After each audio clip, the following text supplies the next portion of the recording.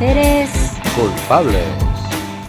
Hola a todos, bienvenidos a una nueva entrega de Placeres Culpables, el podcast.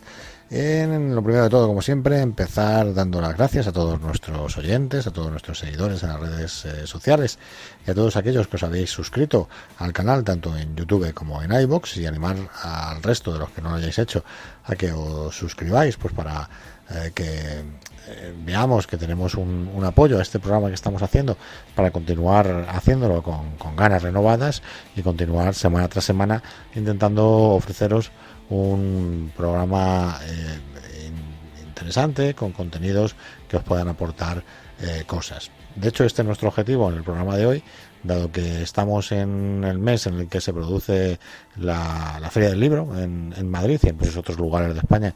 Es la semana o la quincena elegida para dar a conocer, o quizás porque se acerca la fecha de final del colegio, llega el verano, llega el momento en que tenemos más tiempo para actividades de ocio, y en ese caso la principal actividad de ocio como puede ser la lectura.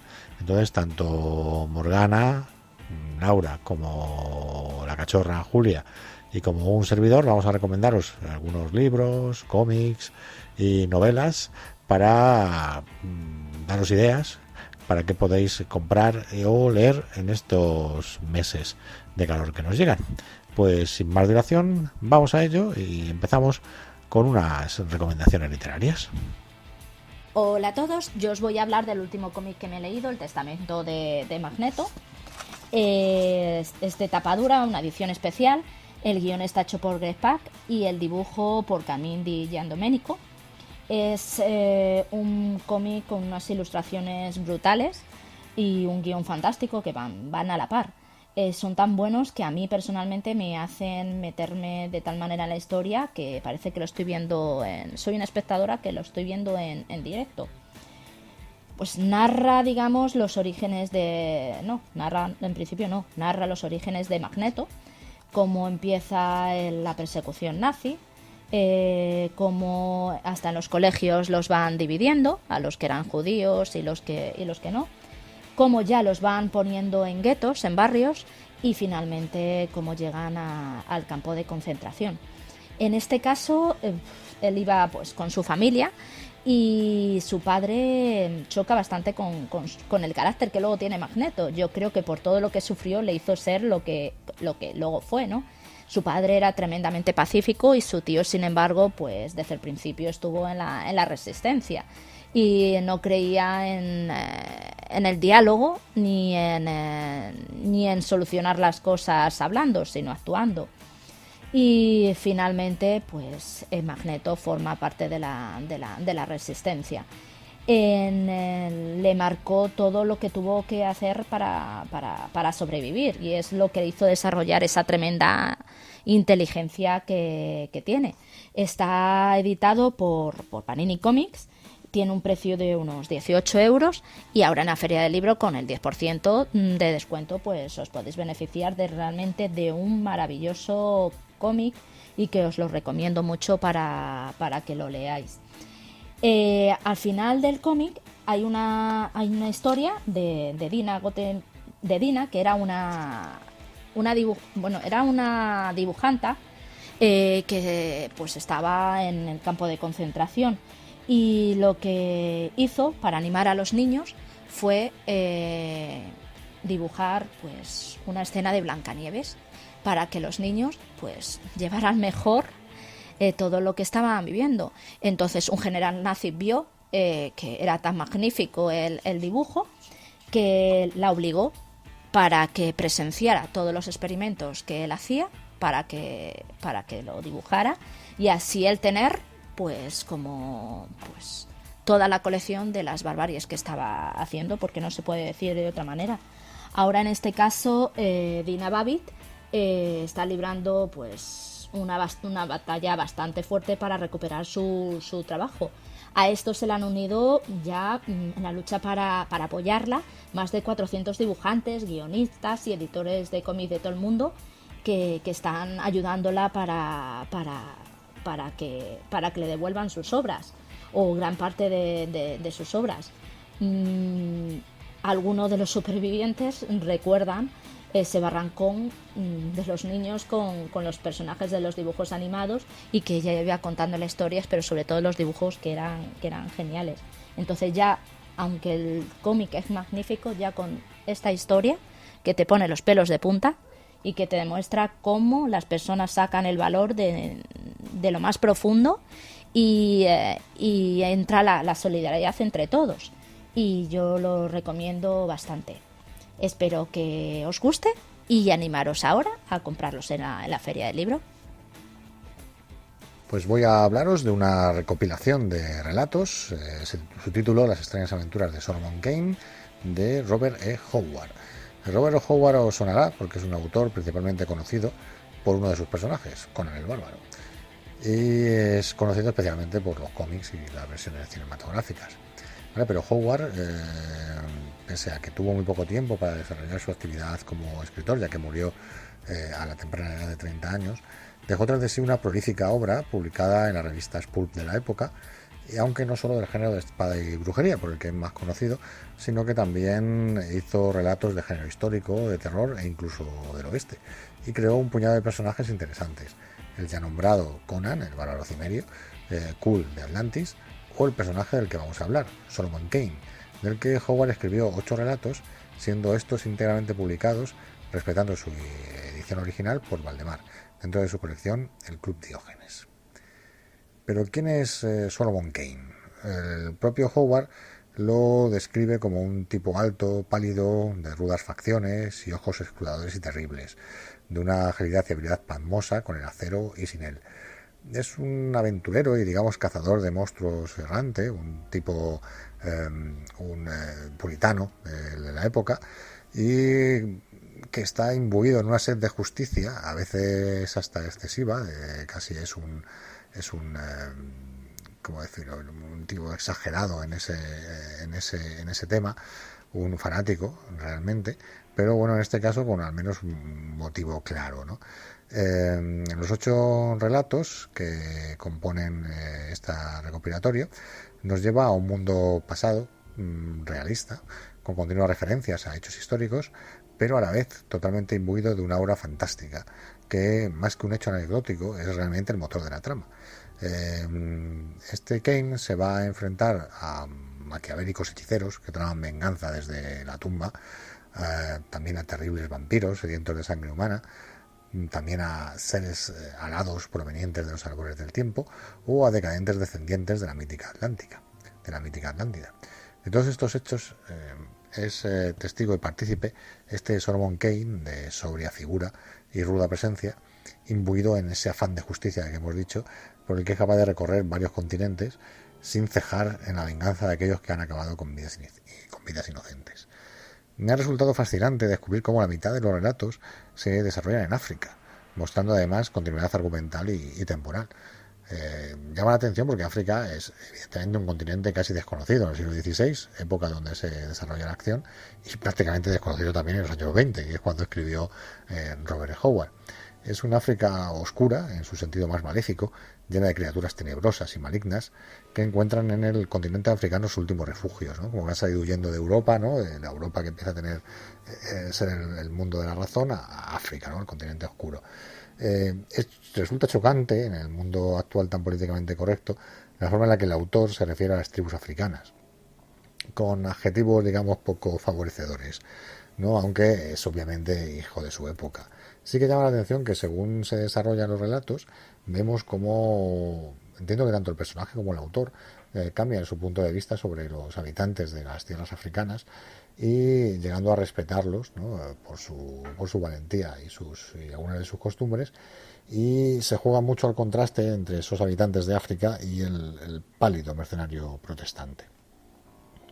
Para concluir el tomo recopilatorio, Valdemar ha incluido un relato, La sombra del buitre, que no está protagonizado por Solomon Kane, sino por Gottfried von Kaulbach, un mercenario alemán, y la acción se desarrolla en el asedio de Viena, cuando estaba asediada por los turcos.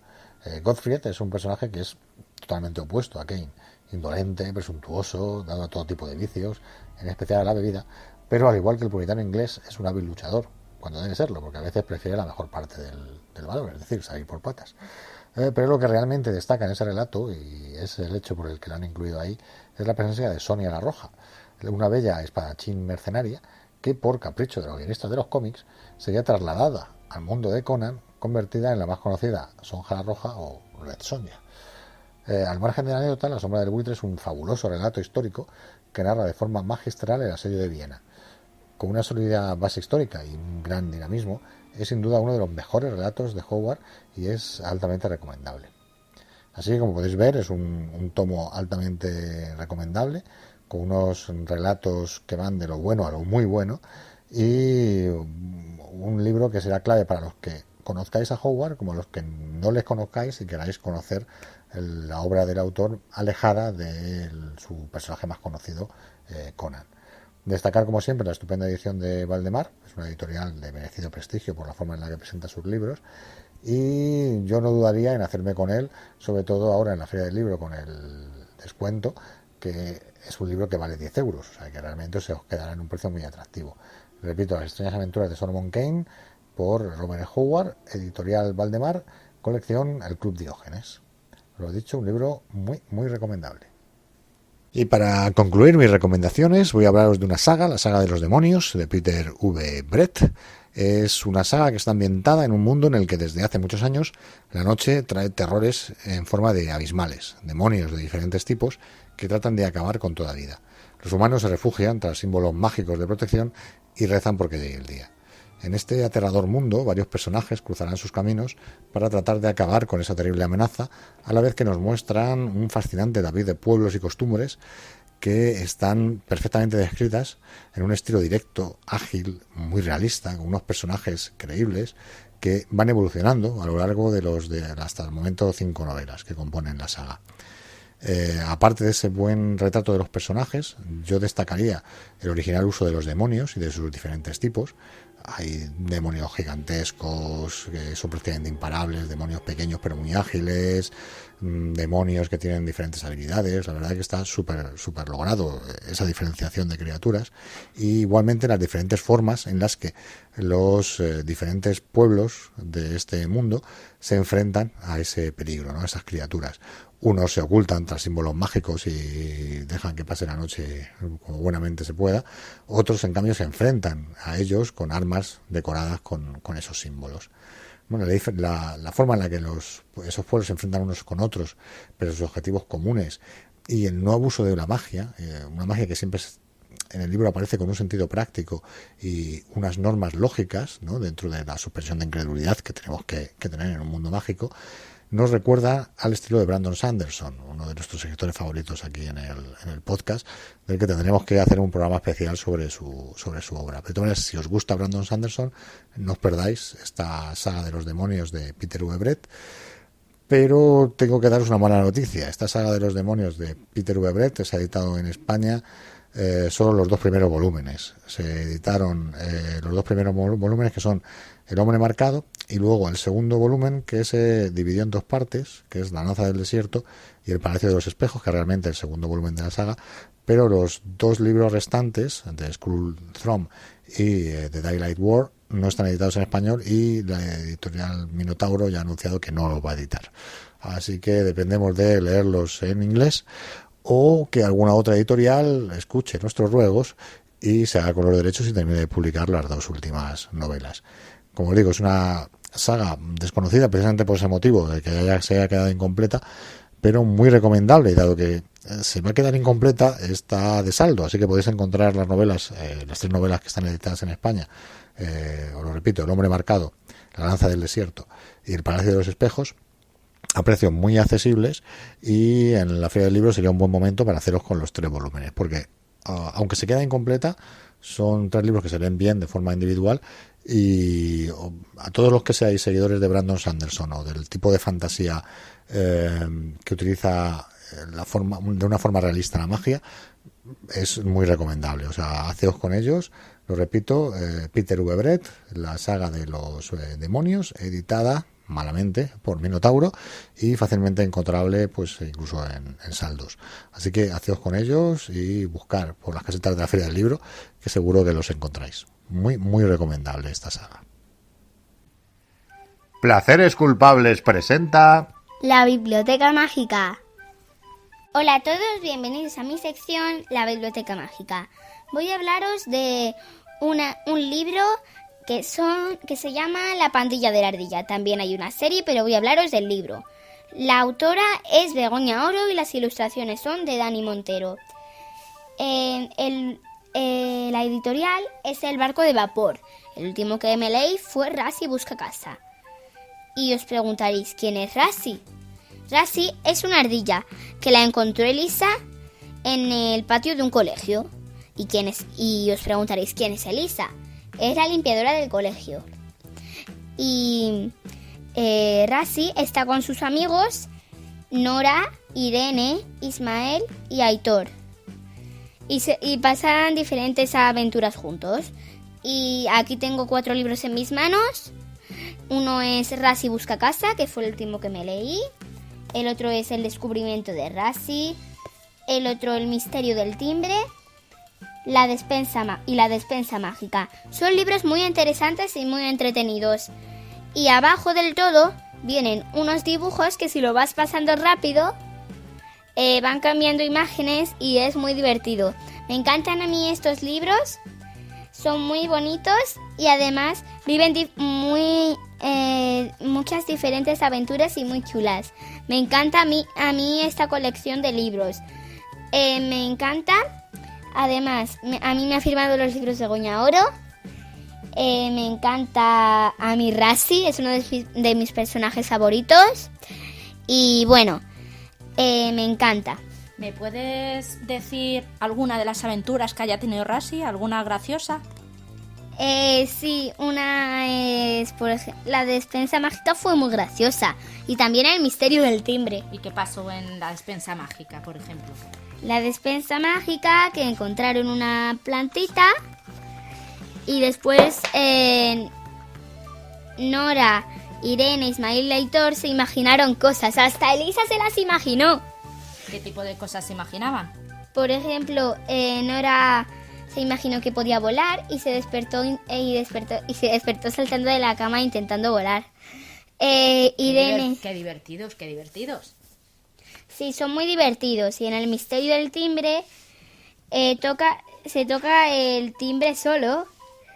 Y Rassi está muy preocupada porque entonces no puede jugar con sus amigos. Y es muy interesante y divertido. Pues poco más que añadir a lo que ya ha dicho la cachorra. Los libros de Rassi, de la serie de Rassi, escritos por Begoña Oro, son muy recomendables. Los edita El Barco de Vapor, la editorial Barco de Vapor, ya sabéis, una editorial especializada en libros para niños y adolescentes, y lo podéis encontrar en prácticamente cualquier librería en la que tengan un buen surtido de libros para niños. En el principio de todos los libros te va a venir la información sobre todos, y lo más gracioso es cuando viene Rassi, cuando yo no explico sobre todos y dice: ¿y yo? ¿Nadie va a hablar de mí? Sí, tiene un principio donde presentan a todos los personajes protagonistas y al final sale Rassi ahí medio escondido detrás de un sombrero diciendo eso que acaba de decir Julia. No voy a leeros un trocito. Bueno, ¿queréis que os lea un trocito? ¿Por qué no? Lee un trocito. Os voy a explicar sobre los personajes para que ya tengáis hecho. Fenómeno. Hola, soy Elisa y os presento a la pandilla de la ardilla, Nora. Nora es tímida, le encanta la naturaleza, las cosas bonitas, los cuentos de su abuela y los libros. Aitor. A Aitor también le gustan los libros, la música y es un aventurero. A veces saca verso desde dentro del sombrero. Y es que Aitor es nervioso y medio poeta. ¿Y qué es el sombrero? Es una chistera mágica que cuando te la pones te imaginas cuentos. Qué guay. Irene. Irene es tan nerviosa como Aitor, o más. Irene está más que le encantan las sumas, el fútbol y la velocidad. Pero hasta una deportista veloz necesita calma de vez en cuando. Ismael. Ismael es experto en mantener la calma. Comer piruletas, pintar y hacer amigos. A veces, muchas veces, se olvida de cosas. Rassi. ¿Y yo? ¿Nadie va a hablar de mí? Pues muy bien, hasta aquí la presentación de los personajes de la saga de Rassi. Y como os digo, podéis haceros con ellos en cualquier librería en la editorial Barco de Vapor. Pues por nuestra parte decir que son muy recomendables. Súper recomendadísimos. Perfecto, pues hasta aquí la sección de Julia de la Biblioteca Mágica. ¡Hasta luego, lectores! Pues hasta aquí el programa de hoy, como habéis visto, eminentemente literario, y esperamos que os hayamos dado ideas, sugerencias para haceros con algunos de estos libros o cómics que hemos comentado en la Feria del Libro, que está actualmente abierta tanto en Madrid como en otras ciudades, o si lo escucháis más adelante, pues en cualquier librería o en vuestra tienda online habitual. Lo dicho, pues nos despedimos con este programa. En el próximo intentaremos hacer un especial sobre una de nuestras sagas cinematográficas favoritas. Os daremos una pista: coches veloces, carreras, robos, Misión Imposible, no sé, una mezcla curiosa de la que trataremos esperamos en el siguiente programa. Como siempre, podéis contactaros con nuestros medios habituales a través de nuestro Twitter, @pculpables, a través de nuestro blog en placeresculpable.blogspot.com, o a través de Facebook, YouTube o iVoox. Pondremos, como siempre, los enlaces en YouTube en las pantallas finales y en iVoox dentro de los propios comentarios de iVoox. Y como hemos dicho y estamos en la Feria del Libro, os animaría a que nos pusierais cuáles son vuestros libros favoritos y así animéis al resto a descubrir esas novelas o esos relatos. Así que esperamos que os haya gustado y hasta pronto. Lo dicho, hasta pronto.